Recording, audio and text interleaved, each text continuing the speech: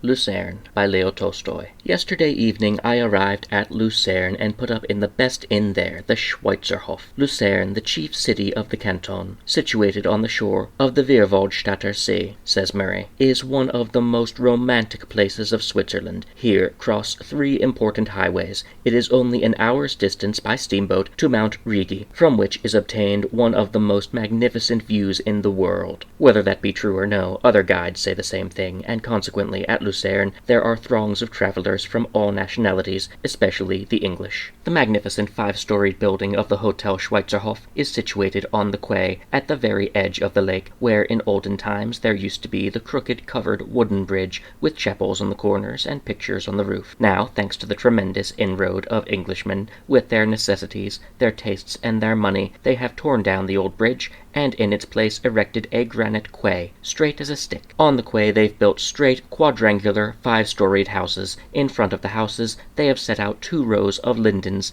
and provided them with supports, and between the lindens is the usual supply of green benches. This is the promenade, and here back and forth stroll the English women in their Swiss straw hats, and the English men in simple and comfortable attire, and rejoice in their work. Possibly these quays and houses and lindens and Englishmen would be excellent in their way anywhere else, but here they seem discordant amid this strangely magnificent and at the same time indescribably harmonious and smiling nature. As soon as I went up to my room and opened the window facing the lake, the beauty of the sheet of water, of the mountains, and of the sky, at the first moment literally dazzled and overwhelmed me. I experienced an inward unrest and the necessity of expressing in some manner the feeling that suddenly filled my soul to overflowing. I felt a desire to embrace, powerfully to embrace, someone, to tickle him or pinch him, in short, to do him and to myself something extraordinary. It was 7 o'clock in the evening. The rain had been falling all day, but now it had cleared. The lake, iridescent as melted sulphur and dotted with boats which left behind them vanishing trails, spread out before my windows, smooth, motionless as it were, between the variegated green shores. Farther away it was contracted between 2 monstrous headlands, and, darkling, set itself against and disappeared behind a confused pile of mountains, clouds, and glaciers. In the foreground stretched a panorama of moist, fresh green shores,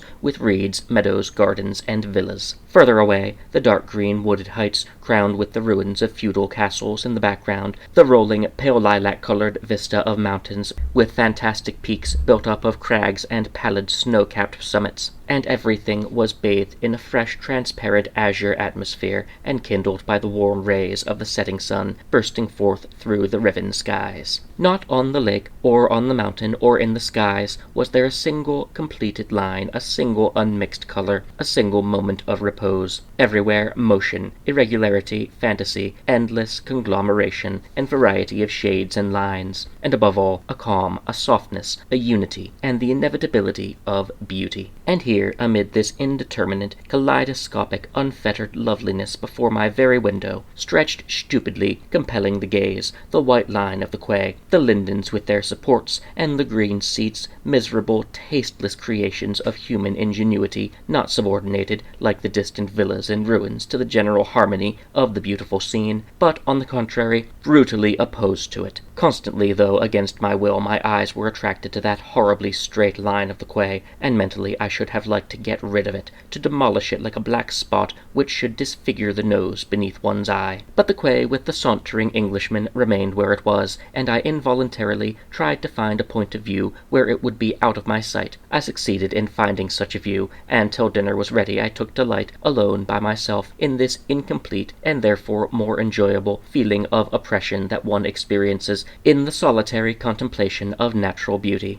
About 7:30 I was called to dinner. 2 long tables, accommodating at least 100 persons, were spread in the great, magnificently decorated dining-room on the first floor. The silent gathering of the guests lasted 3 minutes. The rustle of women's gowns, the soft steps, the softly spoken words addressed to the courtly and elegant waiters, and all the places were occupied by ladies and gentlemen dressed elegantly, even richly, and for the most part in perfect taste. As is apt to be the case in Switzerland, the majority of the guests were English, and this gave the ruling characteristic ethics of the common table, that is, a strict decorum regarded as an obligation, a reserve founded not in pride but in the absence of any necessity for social relationship, and finally a uniform sense of satisfaction felt by each in the comfortable and agreeable gratification of his wants. On all sides gleamed the whitest laces, the whitest teeth, natural and artificial, the whitest complexions and hands, but the faces, many of which were very handsome, bore the expression merely of individual prosperity, and absolute absence of interest in all that surrounded them, unless it bore directly on their own individual selves, and the white hands, glittering with rings, or protected by mitts, moved only for the purpose of straightening collars, cutting meat, or filling wine-glasses. No soul-felt emotion was betrayed in these actions. Occasionally members of some one family would exchange remarks in subdued voices about the excellence of such and such a dish or wine, or about the beauty of the view from Mount Rigi. Individual tourists, whether men or women, sat beside one another in silence and did not even seem to see one another. If it happened occasionally that, out of this 50 human beings, 2 spoke to each other, the topic of their conversation was certainly to be the weather, or the ascent of the Rigi. Knives and forks scarcely rattled on the plates, so perfect was the observance of propriety, and no one dared to convey peas and vegetables to the mouth otherwise than on the fork. The waiters, involuntarily subdued by the universal silence, asked in a whisper, "What wine would you be pleased to order?" Such dinners always depress me. I dislike them, and before they're over I become blue. It always seems to me as if I had done something wrong, just as when I was a boy I was set upon a chair in consequence of some naughtiness, and bidden ironically, "Now rest a little while, my dear young fellow," and all the time my young blood was pulsing through my veins, and in the other room I could hear the merry shouts of my brothers. I used to try to rebel against this feeling of being choked down, which I experienced at such dinners, but in vain. All these dead and alive faces have an irresistible influence over me, and I myself become also as one dead. I have no desires, I have no thoughts, I do not even observe. At first I attempted to enter into conversation with my neighbors, but I got no response beyond the phrases which had probably been repeated in that place 100,000 times, by the same persons. And yet these people were by no means all stupid and feelingless, but evidently many of them, though they seemed so dead, led self-centered lives just as I did, and in many cases far more complicated and interesting ones than my own. Why then should they deprive themselves of one of the greatest enjoyments of life, the enjoyment that comes from the intercourse of man with man? How different it used to be in our pension at Paris, where 20 of us, belonging to as many different nationalities, professions, and individualities, met together at a common table and, under the influence of the Gallic sociability, found the keenest zest. There, immediately from one end of the table to the other, the conversation, sandwiched with witticisms and puns, though often in broken speech, became general. There everyone, without being solicitous for the proprieties, said whatever came into his head. There we had our own philosopher, our own disputant, our own bel esprit, our own butt, all common property. There, immediately after dinner, we would move the table to one side and, without paying too much attention to the rhythm, take to dancing the polka on the dusty carpet, and often keep it up till evening. There, though we were rather flirtatious and not otherwise dignified, still were human beings. And the Spanish countess with romantic proclivities, and the Italian abbate who insisted on declaiming from the Divine Comedy after dinner, and the American doctor who had the entrée into the Tuileries, and the young dramatic author with his long hair, and the pianist who, according to her own account, had composed the best polka in existence,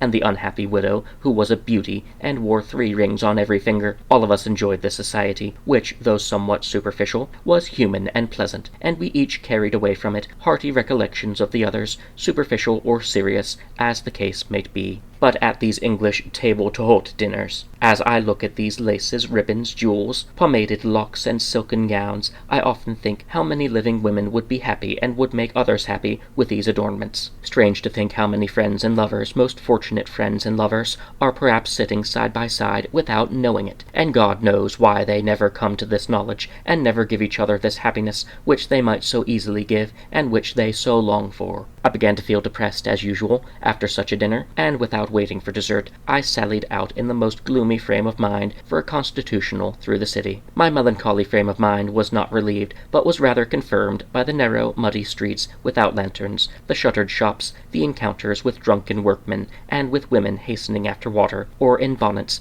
glancing around them as they glided down the alleys or along the walls. It was perfectly dark in the streets when I returned to the hotel without casting a glance about me, or having an idea in my head. I hoped that sleep would put an end to my melancholy. I experienced that horrible spiritual chill, loneliness, and heaviness which sometimes, without any reason, beset those who are just arrived in any new place. Looking down at my feet, I walked along the quay to the Schweizerhof, when suddenly my ear was struck by the strains of a peculiar but thoroughly agreeable and sweet music. These strains had an immediately enlivening effect on me. It was as if a bright, cheerful light had poured into my soul. I felt contented, gay. My slumbering attention was awakened again to all surrounding objects, and the beauty of the night and the lake, to which, till then, I had been indifferent, suddenly came over me with a quickening force like something new. I involuntarily took in at a glance the dark sky with the grey clouds flecking its deep blue, now lighted by the rising moon, the glassy, dark green lake with its surface reflecting the lighted windows, and far away the snowy mountains, and I heard the croaking of the frogs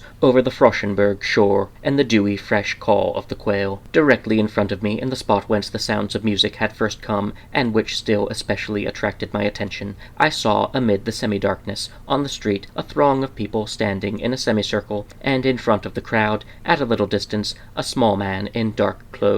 Behind the throng and the man, there stood out harmoniously against the blue, ragged sky, grey and blue, the black tops of a few Lombardy poplars in some garden, and rising majestically on high, the two stern spires that stand on the towers of the ancient cathedral. I drew nearer, and the strains became more distinct. At some distance I could clearly distinguish the full accords of a guitar, sweetly swelling in the evening air, and several voices which, while taking turns with one another, did not sing to any definite theme, but gave suggestions of one in places where the melody was most pronounced. The theme was in somewhat the nature of a mazurka, sweet and graceful. The voices sounded now near at hand, now far distant. Now a bass was heard, now a tenor, now a falsetto, such as the Tyrolese warblers were wont to sing. It was not a song, but the graceful mastery sketch of a song. I could not comprehend what it was, but it was beautiful. These voluptuous, soft chords of the guitar, that sweet, gentle melody, that solitary figure of the man in black, amid the fantastic environment of the dark lake, the gleaming moon, and the twin spires of the cathedral, rising in majestic silence,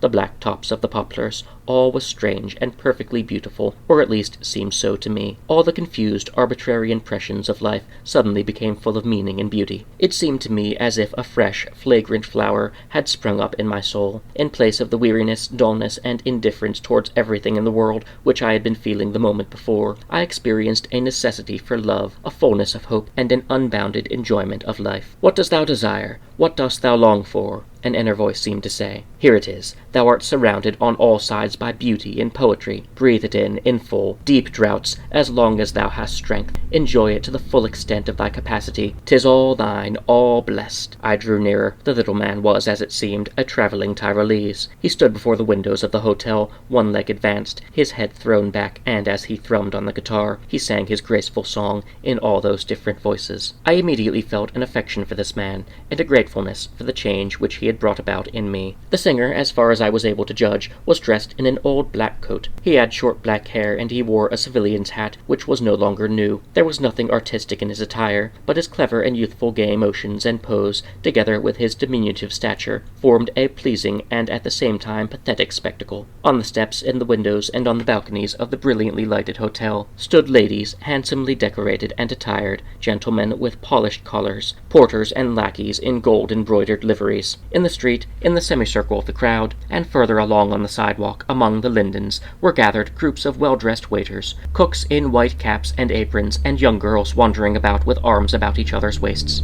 All, it seemed, were under the influence of the same feeling as I myself experienced. All stood in silence around the singer, and listened attentively. Silence reigned except in the pauses of the song, when there came from far away across the waters the regular click of a hammer, and from the Froschenberg shore rang in fascinating monotone the voices of the frogs, interrupted by the mellow, monotonous call of the quail. The little man in darkness in the midst of the street poured out his heart like a nightingale, in couplet after couplet, song after song. Though I had come close to him, his singing continued to give me greater and greater gratification. His voice, which was of great power, was extremely pleasant and tender. The taste and feeling for rhythm, which he displayed in the control of it, were extraordinary, and proved that he had great natural gifts. After he sung each couplet, he invariably repeated the theme in variation, and it was evident that all his graceful variations came to him at the instant, spontaneously. Among the crowd, and above on the Schweizerhof, and nearby on the boulevard, were heard frequent murmurs of approval, though generally the most respectful silence reigned. The balconies and the windows kept filling more and more with handsomely dressed men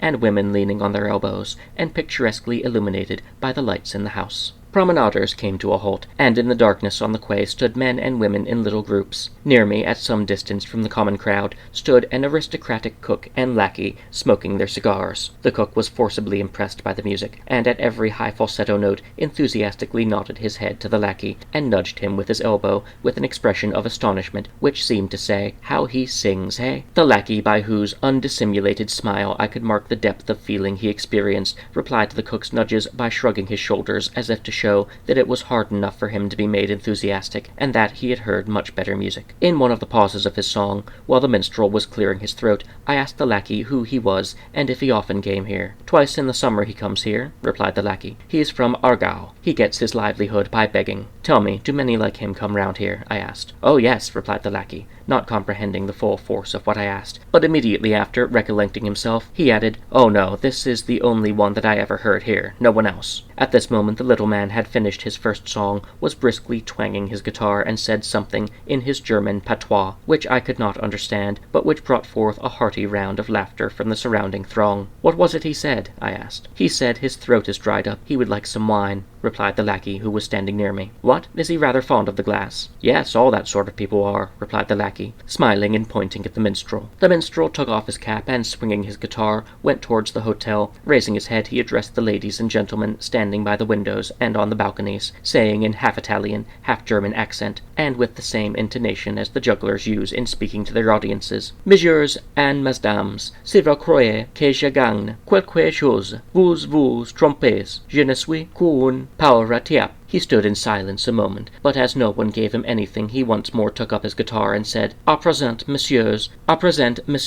et madames, je vous chanterai l'air du Rigi." His hotel audience made no response, but stood in expectation of the coming song. Below, on the street, a laugh went round, probably in part because he had expressed himself so strangely, and in part because no one had given him anything. I gave him a few centimes, which he deftly changed from one hand to the other, and bestowed them in his vest pocket, and then, replacing his cap, began once more to sing. It was the graceful, sweet Tyrolese melody which he had called L'air du Rigi. This song, which formed the last on his programme, was even better than the preceding, and from all sides in the wondering throng were heard sounds of approbation. He finished. Again he swung his guitar, took off his cap, held it out in front of him, and went 2 or 3 steps nearer the windows, and again repeated his stock phrase, "Messieurs et mesdames, si vous croyez que je gagne quelque chose," which he evidently considered to be very shrewd and witty, but in his voice and motions I perceived now a certain irresolution and childish timidity, which were especially touching in a person of such diminutive stature. This elegant public, still picturesquely grouped in the lighted windows and on the balconies, were shining in their rich attire. A few conversed in soberly discreet tones, apparently about the singer, who was standing there below them with outstretched hand. Others gazed down with attentive curiosity on the little black figure, and on one balcony could be heard a young girl's merry, ringing laughter. In the crowd below, the talk and laughter kept growing louder and louder. The singer, for the 3rd time, repeated his phrase, but in a still weaker voice, and did not even end the sentence,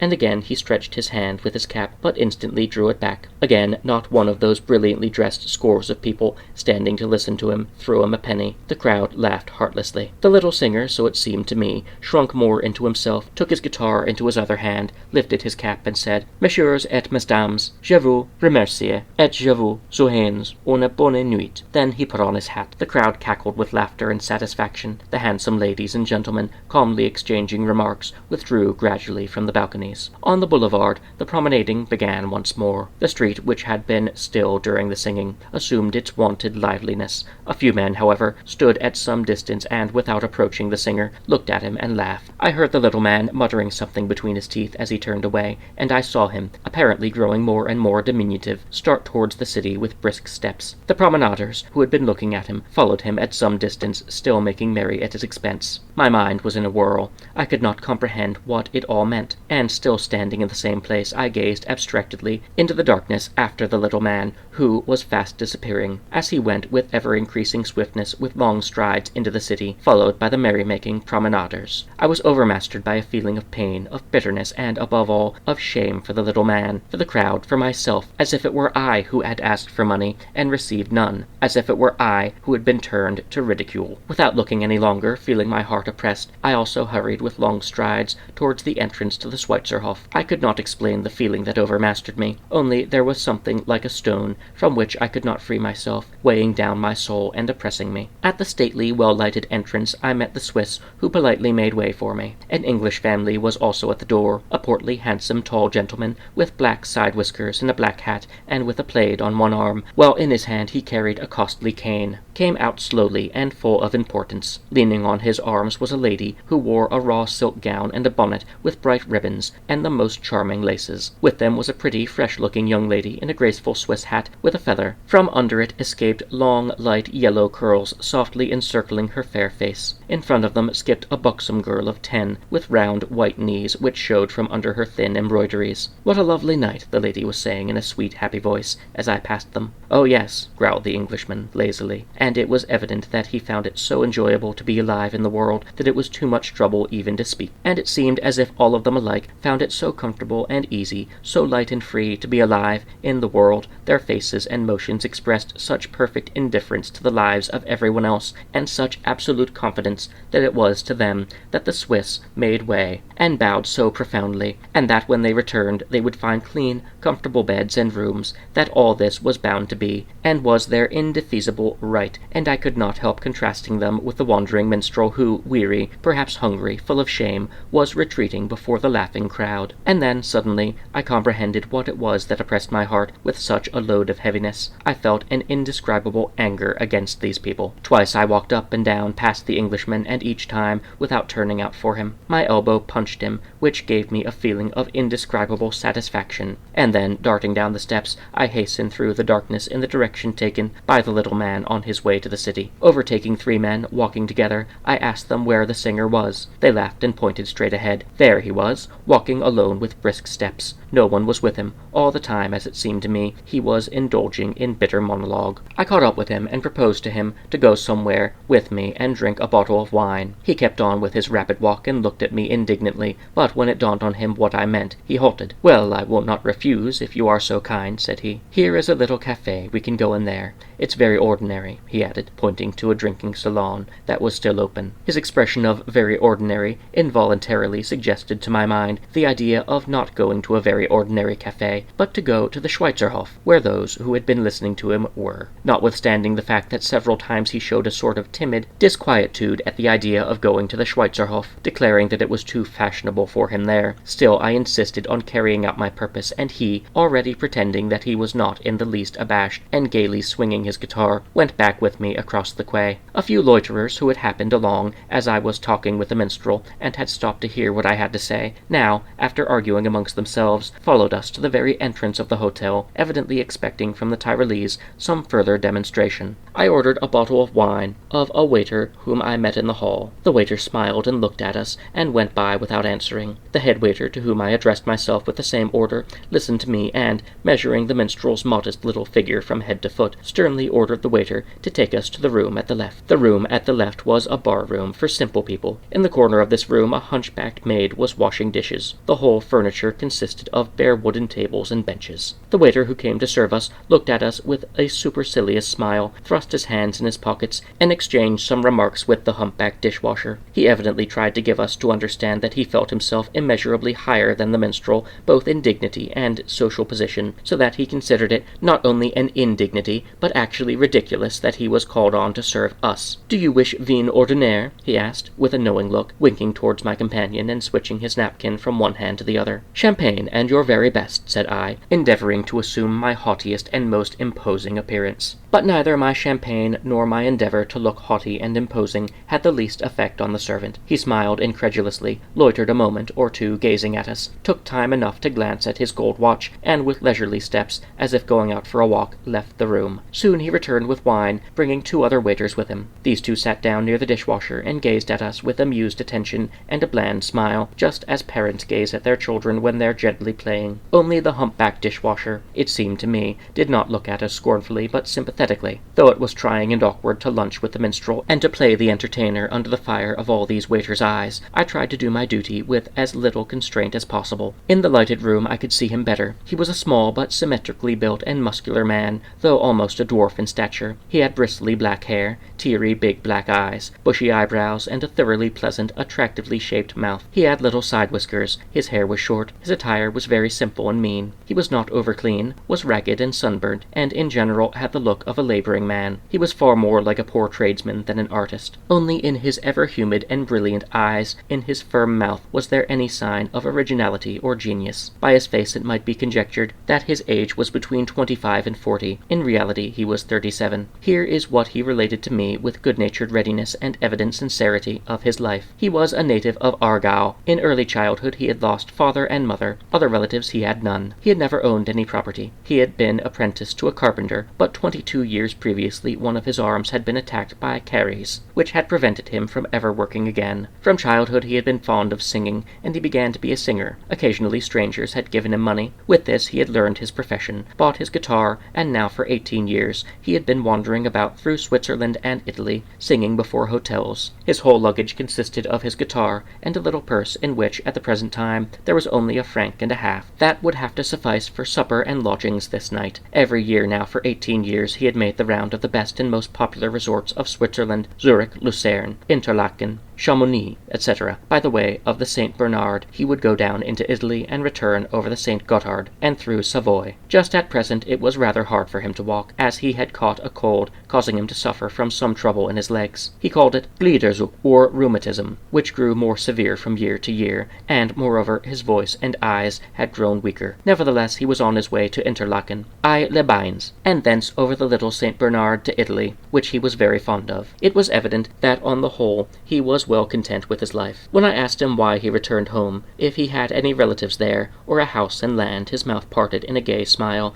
and he replied, "Oui, le sucre est bon, il est doux pour les enfants," and he winked at the servants. I did not catch his meaning, but the group of servants burst out laughing. "No, I have nothing of the sort, but still I should always want to go back," he explained to me. "I go home because there is always something that draws one to one's native place." And once more he repeated with a shrewd, self-satisfied smile his phrase, "Oui, le sucre est bon," and then laughed good-naturedly. The servants were very much amused and laughed heartily, only the hunchback dishwasher looked earnestly from her big, kindly eyes at the little man, and picked up his cap for him, when, as we talked, he once knocked it off the bench. I have noticed that wandering minstrels, acrobats, even jugglers, delight in calling themselves artists, and several times I hinted to my comrade that he was an artist, but he did not at all accept this designation, but with perfect simplicity looked on his work as a means of existence. When I asked him if he had not himself written the songs which he sang, he showed great surprise at such a strange question, and replied that the words of whatever he sang were all of old Tyrolese origin. "But how about the song of the Rigi? I think that cannot be very ancient," I suggested. "Oh, that was composed about 15 years ago. There was a German in Basle. He was a clever man. It was he who composed it. A splendid song. You see, he composed it especially for travellers." And he began to repeat the words of the Rigi song,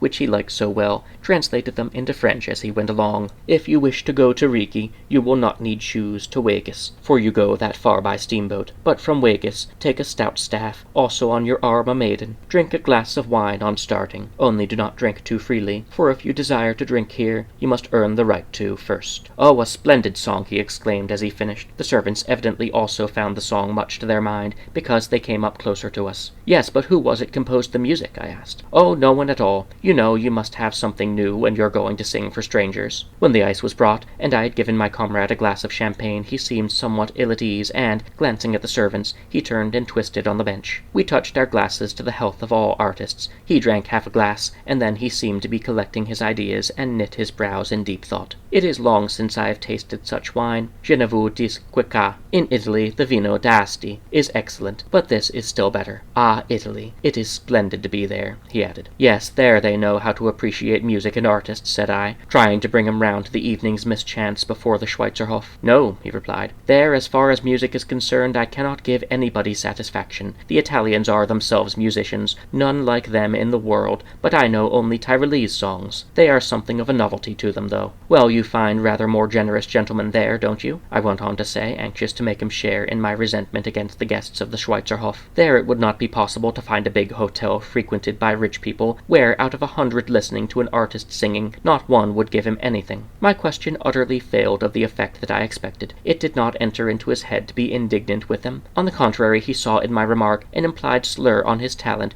which had failed of its reward, and he hastened to set himself right before me. It is not every time that you get anything, he remarked. Sometimes one isn't in good voice, or you're tired. Now, today I've been walking 10 hours and singing almost all the time. That is hard, and these important aristocrats do not always care to listen to Tyrolese songs. But still, how can they help giving? I insisted. He did not comprehend my remark. That's nothing, he said. But here the principal thing is, on estressere pour la police. That's what's the trouble. Here, according to these republican laws, you are not allowed to sing, but in Italy you can go wherever you please. No one says a word. Here, if they want to let you, they let you. But if they don't want to, then they can throw you into jail. What? That's incredible. Yes, it's true. If you've been wanted once, and are found singing again, they may put you in jail. I was kept there 3 months once, he said, smiling as if that were one of the pleasantest recollections. Oh, that is terrible, I exclaimed. What was the reason? That was in consequence of one of the new laws of the Republic, he went on to explain, growing animated. They cannot comprehend here that a poor fellow must earn his living somehow. If I were not a cripple, I would work. But what harm do I do to anyone in the world by my singing? What does it mean? The rich can live as they wish, but un pauvre like myself can't live at all. What does it mean by the laws of the Republic? If that is the way they run, then we don't want a republic. Isn't that so, my dear sir? We don't want a republic, but we simply want, he hesitated a little, we want natural laws. I filled up his glass. You're not drinking, I said. He took the glass in his hand and bowed to me. I know what you wish, he said, blinking his eyes at me and threatening me with his finger. You wish to make me drunk so as to see what you can get out of me. But no, you shan't have that gratification. Why should I make you drunk? I inquired. All I wish was to give you a pleasure. He seemed really sorry that he had offended me by interpreting my insistence so harshly. He grew confused, stood up, and touched my elbow. No, no, said he, looking at me with a beseeching expression in his moist eyes. I was only joking. And immediately after he made use of some horribly uncultivated slang expression intended to signify that I was nevertheless a fine young man. Je ne vous dis quoi, he said in conclusion. In this fashion the minstrel and I continued to drink and converse, and the waiters continued to stare at us unceremoniously, and, as it seemed, to ridicule us. In spite of the interest which our conversation aroused in me, I could not avoid taking notice of their behavior, and I confess I began to grow more and more angry. One of the waiters arose, came up to the little man,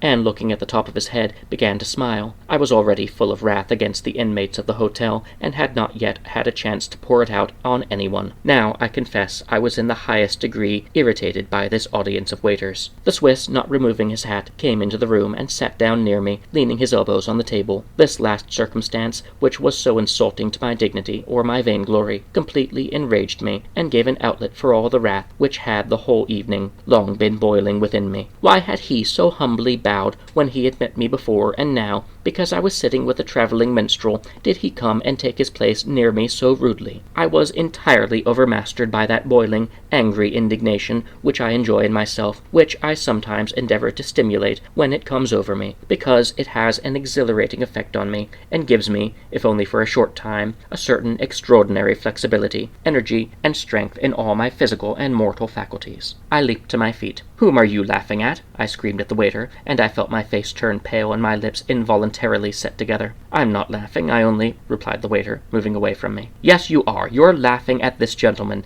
and what right have you to come and to take a seat here when there are guests? Don't you dare sit down." The Swiss, muttering something, got up and turned to the door. "What right have you to make sport of this gentleman and to sit down by him when he is a guest and you are a waiter? Why didn't you laugh at me this evening at dinner and come and sit down beside me? Because he is meanly dressed and sings in the streets? Is that the reason? And because I have better clothes? He is poor, but he is 1,000 times better than you are, that I am sure of, because he has never insulted anyone, but you have insulted him." "I didn't mean anything," replied my enemy, the waiter. "Did I disturb him by sitting down?" The waiter did not understand me, and my German was wasted on him. The rude Swiss was about to take the waiter's part, but I fell upon him so impetuously that the Swiss pretended not to understand me, and waved his hand. The hunchback dishwasher, either because she perceived my wrathful state and feared a scandal, or possibly because she shared my views, took my part, and, trying to force her way between me and the porter, told him to hold his tongue, saying that I was right, but at the same time urging me to calm myself. "Der Herr hat recht, Sie haben recht," she said over and over again. The minstrel's face presented a most pitiable, terrified expression, and evidently he did not understand why I was angry, and what I wanted, and he urged me to let him go away as soon as possible. But the eloquence of wrath burned within me more and more. I understood it all, the throng that had made merry at his expense, and his auditors who had not given him anything, and not for all the world would I have held my peace. I believe that if the waiters and the Swiss had not been so submissive, I should have taken delight in having a brush with them,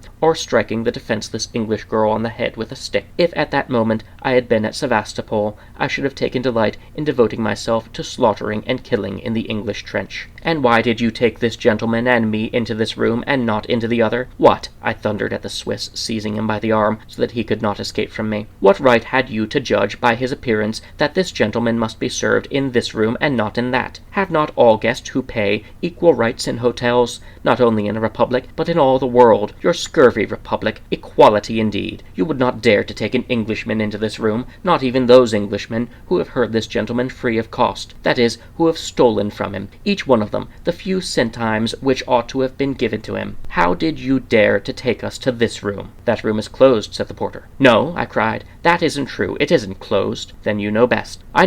I know that you are lying." The Swiss turned his back on me. What is to be said?" he muttered. "What is to be said?" I cried. "Now conduct us instantly into that room." In spite of the dishwasher's warning and the entreaties of the minstrel, who would have preferred to go home, I insisted on seeing the head waiter and went, with my guest, into the big dining room. The head waiter, hearing my angry voice and seeing my menacing face, avoided a quarrel, and with contemptuous servility, said that I might go wherever I pleased. I could not prove to the Swiss that he had lied, because he had hastened out of sight before I went into the hall. The dining room was, in fact, open and lighted, and at one of the tables sat an Englishman and a lady, eating their supper. Although we were shown to a special table, I took the dirty minstrel to the very one where the Englishman was, and bade the waiter to bring us there the unfinished bottle. The two guests at first looked with surprise, then with angry eyes at the little man, who, more dead than alive, was sitting near me. They talked together in a low tone. Then the lady pushed back her plate, her silk dress rustled, and both of them left the room. Through the glass doors I saw the Englishman saying something in an angry voice to the waiter, and pointing with his hand in our direction. The waiter put his head through the door and looked at us. I waited with pleasurable anticipation for someone to come and order us out, for then I could have found a full outlet for all my indignation. But fortunately, though at the time I felt injured, we were left in peace. The minstrel, who before had fought shy of the wine,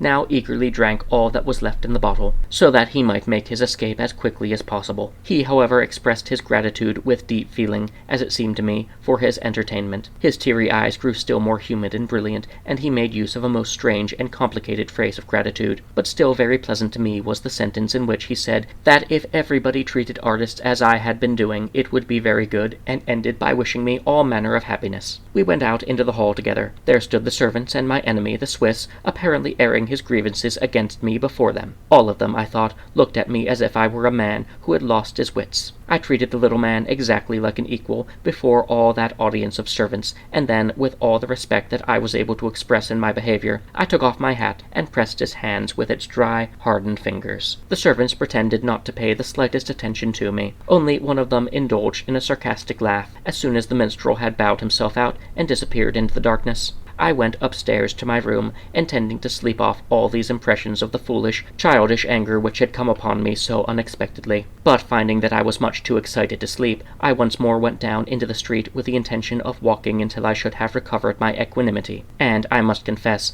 with the secret hope that I might accidentally come across the porter, or the waiter, or the Englishman, and show them all their rudeness, and, most of all, their unfairness. But beyond the Swiss, who, when he saw me, turned his back, I met no one, and I began to promenade in absolute solitude back and forth along the quay. "This is an example of the strange fate of poetry," said I to myself, having grown a little calmer. "All love it, all are in search of it. It is the only thing in life that men love and seek, and yet no one recognizes its power. No one prizes his best treasure in the world, and those who give it to men are not rewarded. Ask anyone you please, ask all these guests of the Schweizerhof, what is the most precious treasure in the world, and all, or 99 out of 100, putting on a sardonic expression, will say that the best thing in the world is money. Maybe, though this does not please you or coincide with your elevated ideas, it will be urged, but what is to be done if human life is so constituted that money alone is capable of giving man happiness? I cannot force my mind to see the world as it is, it will be added, that is, to see the truth. Pitiable is your intellect, pitiable the happiness which you desire, and you yourselves, unhappy creatures, not knowing what you desire. Why have you all left your fatherland, your relatives, your money-making trades and occupations, and come to this little Swiss city of Lucerne? Why did you all this evening gather on the balconies, and in respectful silence listen to this little beggar's song? And if he had been willing to sing longer, you would have been silent and listened longer. What? Could money, even millions of it, have driven you all from your country and brought you all together in this little nook of Lucerne? Could money have gathered you all on the balconies to stand for half an hour silent and motionless? No. One thing compels you to do it, and will forever have a stronger influence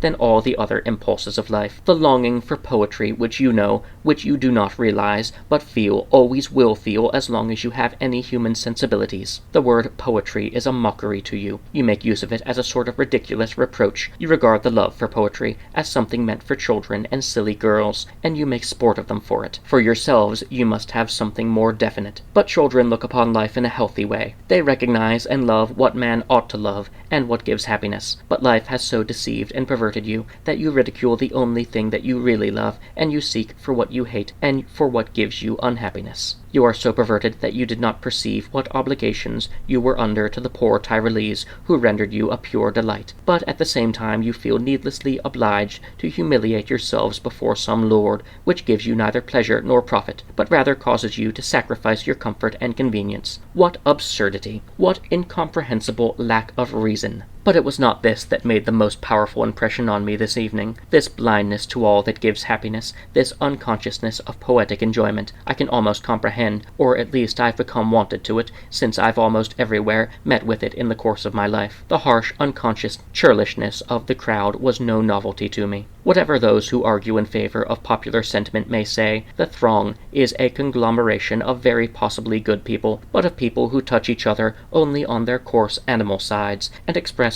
only the sickness and harshness of human nature. But now was it that you, children of a free, humane people, you Christians, you simply as human beings, repaid with coldness and ridicule the poor beggar who gave you a pure enjoyment? But no, in your country there are asylums for beggars. There are no beggars, there must be none, and there must be no feelings of sympathy, since that would be a confession that beggary existed. But he labored to give you enjoyment. He besought you to give him something of your superfluity, in payment of his labor, of which you took advantage. But you looked on him with a cool smile, as on one of the curiosities in your lofty, brilliant palaces, and though there were 100 of you, favored with happiness and wealth, not one man or one woman among you gave him a sou. Abashed he went away from you, and the thoughtless throng, laughing, followed and ridiculed not you but him, because you were cold, harsh, and dishonorable, because you robbed him in receiving the entertainment which he gave you. For this you jeered him. On the 19th of July, 1857, in Lucerne, before the Schweizerhof Hotel, in which were lodging very opulent people, a wandering beggar minstrel sang for half an hour his songs, and played his guitar. About 100 people listened to him. The minstrel thrice asked all to give him something. No one person gave him a thing, and many made sport of him. This is not an invention, but an actual fact, as those who desire can find out for themselves by consulting the papers for the list of those who were at the Schweizerhof on the 19th of July. This is an event which the historians of our time ought to describe in letters of inextinguishable flame.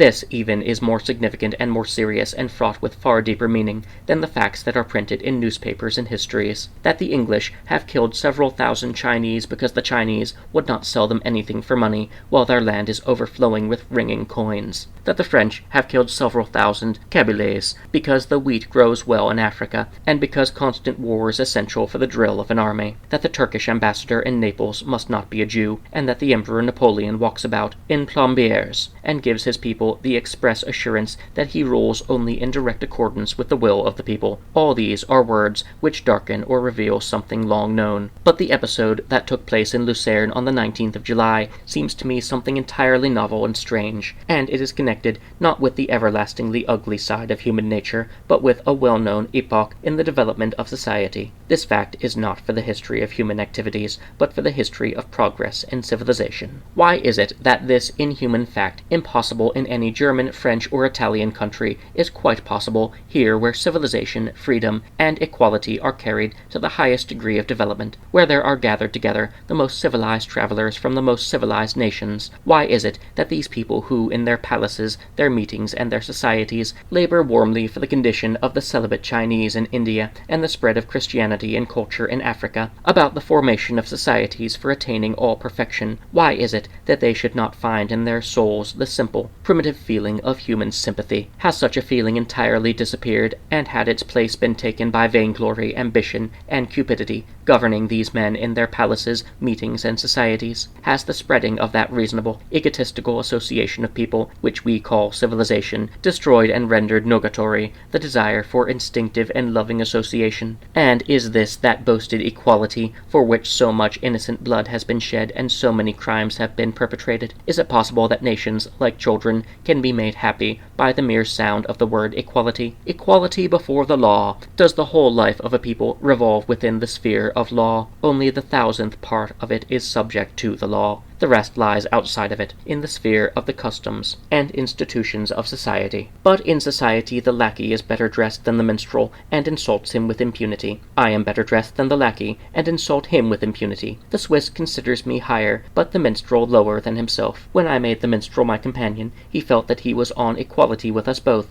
and behaved rudely. I was impudent to the Swiss, and the Swiss acknowledged that he was inferior to me. The waiter was impudent to the minstrel, and the minstrel accepted the fact that he was inferior to the waiter. And is that government free, even though men seriously call it free, where a single citizen can be thrown into prison because, without harming anyone, without interfering with anyone, he does the only thing he can to prevent himself from dying of starvation? A wretched, pitiable creature is a man, with his craving for positive solutions thrown into this everlastingly tossing, limitless ocean of good and evil, or of facts, of combinations and contradictions. For centuries men have been struggling and laboring to put the good on one side, the evil on the other. Centuries will pass, and no matter how much the unprejudiced mind may strive to decide where the balance lies between the good and the evil, the scales will refuse to tip the beam, and there will always be equal quantities of good and evil on each side. If only man would learn from judgments, and not indulge in rash and arbitrary thoughts, and not make reply to questions that are propounded merely to remain forever unanswered. If only he would learn that every thought is both a lie and a truth, a lie from the one-sidedness and inability of man to recognize all truth, and true because it expresses one side of mortal endeavor. There are divisions in this everlastingly tumultuous, endlessly confused chaos of the good and the evil. They have drawn imaginary lines over this ocean, and they contend that the ocean is really thus divided. But are there not millions of other possible subdivisions from absolutely different standpoints in other planes? Certainly these novel subdivisions will be made in centuries to come, just as millions of different ones have been made in centuries past. Civilization is good, barbarism is evil, freedom good, slavery evil. Now, this imaginary knowledge annihilates the instinctive, beatific, primitive craving for the good, which is in human nature. And who will explain to me what is freedom, what is despotism, what is civilization, what is barbarism? What are the boundaries that separate them, and whose soul possesses so absolute a standard of good and evil as to measure these fleeting,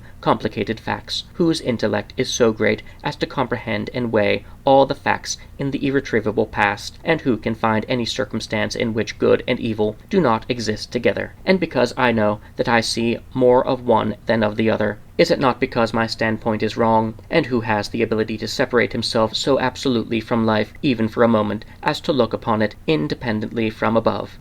Only one infallible guide we have, the universal spirit which penetrates all collectively, and as units, which has endowed each of us with the craving for the right, the spirit which commends the tree to grow towards the sun, which commands the flower in autumn tide to scatter its seed, and which commands each one of us unconsciously to draw closer together. And this one unerring, inspiring voice rings out louder than the noisy, hasty development of civilization. Who is the greater man, and who the greater barbarian? That lord who, seeing the minstrel's well-worn clothes, angrily left the table, who gave him not the millionth part of his possessions in payment of his labor, and now lazily sitting in his brilliant, comfortable room, calmly expresses his opinion about the events that are happening in China, and justifies the massacres that have been done there, or the little minstrel, who, risking imprisonment with a franc in his pocket, and doing no harm to anyone, has been going out for a score of years, up hill and down dale, rejoicing men's hearts with his songs, though they have jeered at him, and almost cast him out of the pale of humanity, and who, in weariness and cold and shame, has gone off to sleep no one knows where, on his filthy straw. No, something involuntarily said to me, you have no right to commiserate the little man, or to blame the Lord for his well-being. Who can weigh the inner happiness which is found in the soul of each of these men? There he stands somewhere in the muddy road, and gazes at the brilliant moonlit sky, and gaily sings amid the smiling, fragrant night. In his soul there is no reproach, no anger, no regret, and who knows what is transpiring now in the hearts of all these men within those opulent, brilliant rooms? Who knows if they all have as much unencumbered, sweet delight in life, and as much satisfaction with the world, as dwells in the soul of that little man? Endless are the mercy and wisdom of him who has permitted and formed all these contradictions, only to thee, miserable little worm of the dust, audaciously, lawlessly attempting to fathom his laws, his designs, only to thee do they seem like contradictions. Full of love, he looks down from his bright, immeasurable height, and rejoices in the endless harmony in which you all move in endless contradictions. In thy pride, thou hast thought thyself able to separate thyself from the laws of the universe. No, thou also, with thy petty, ridiculous anger against the waiters, thou also hast disturbed the harmonious craving for the eternal and the infinite.